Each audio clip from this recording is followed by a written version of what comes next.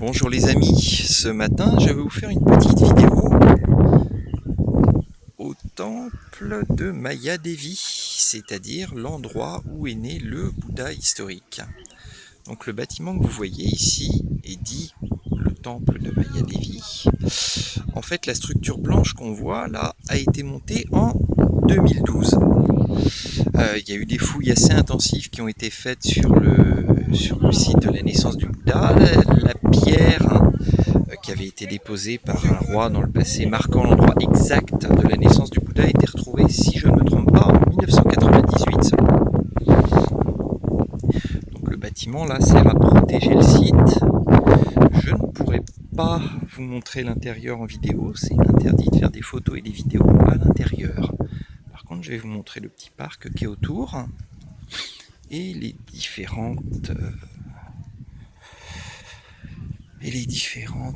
comment je peux dire, restes archéologiques qu'il peut y avoir. Donc vous voyez, il y a un certain nombre de structures, de restes de stupas, de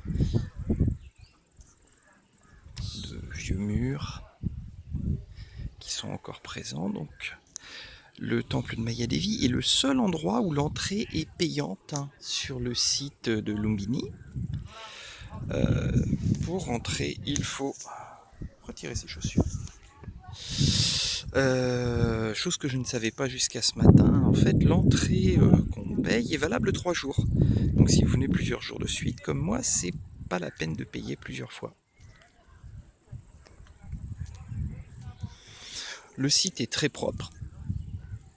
Les gens de la sécurité sont sympas, polis. C'est bien entretenu. Aïe.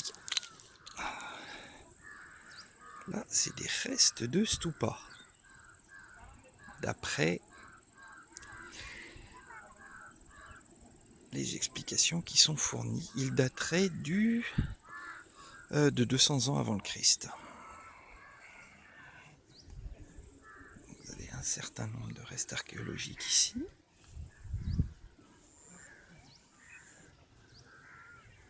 Si vous m'entendez dire aïe, oui, c'est que j'ai marché sur un chardon.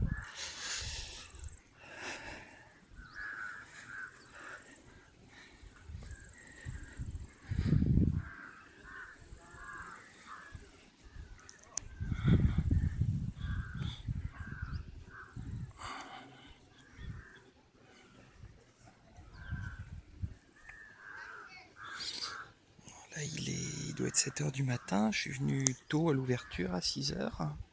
Profiter pour aller méditer sous l'arbre. Et là, maintenant, je vous fais votre petite vidéo.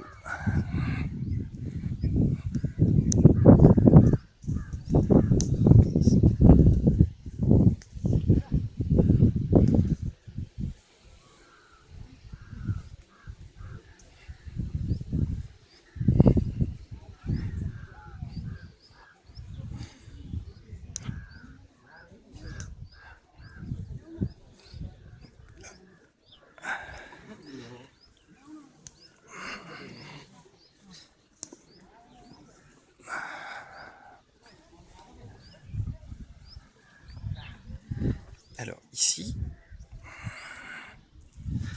se trouve le pilier d'Ashoka. C'est le pilier qu'a fait installer le roi Ashoka quand il est venu visiter le site. Il faut bien voir que le pilier a été reconstitué, mais qu'il a bien souffert. Il en manque un gros tiers. Il a été fendu en deux par la foudre. Il a été tagué et gravé à plusieurs reprises par différents rois quand ils sont venus. Ce que vous voyez ici, la pierre était en haut à la base, et au-dessus de cette pierre se trouvait une sculpture d'un animal, a priori un cheval ou un lion. On ne sait pas exactement.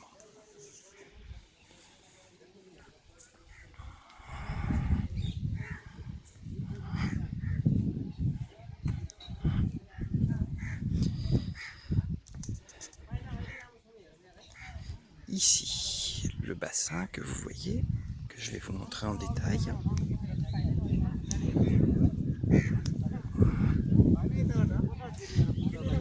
aussi,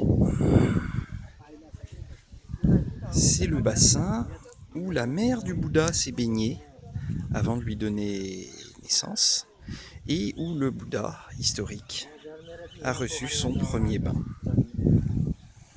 Alors dans toutes les représentations dans les tankas, on voit des nagas qui sortent. Là, pour l'instant, c'est un bassin assez propre, hein, avec des poissons, des tortues. Les gens viennent faire leurs ablutions dedans.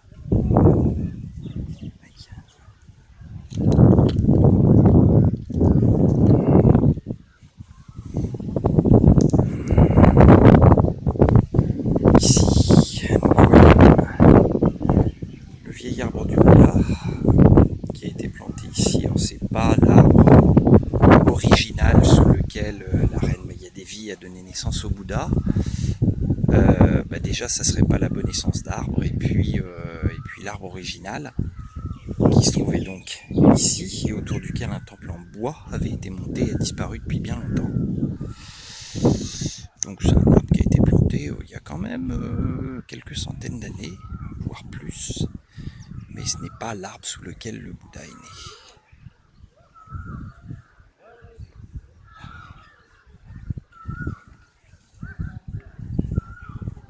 Sous l'arbre, pratiquement tous les jours, des moines sont assemblés, font des prières toute la journée.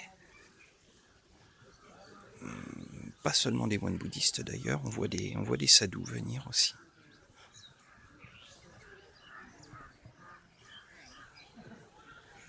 Certaines des branches de l'arbre sont un peu abîmées, donc il y a des supports en métal pour les tenir. Et à l'intérieur de l'arbre lui-même se trouve un petit oratoire qui, curieusement, à l'intérieur de l'oratoire lui-même, il y a une image du Bouddha couché, donc au moment de sa mort.